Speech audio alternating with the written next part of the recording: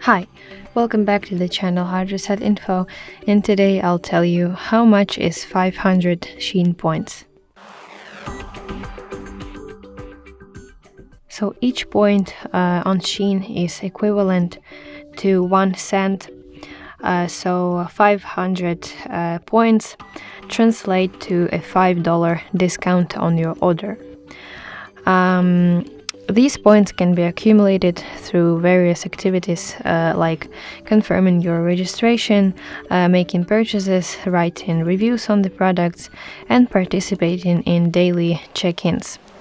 At the checkout, you can redeem your accumulated points to reduce the total cost of your order, with the ability to apply points toward up to 50% of the product price, excluding shipping, taxes, and other fees.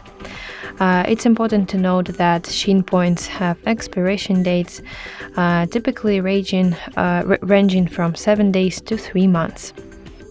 Depending on how those points were earned.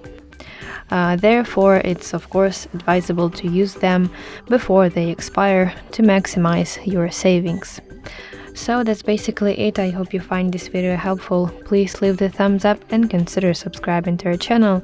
See you later. Bye bye.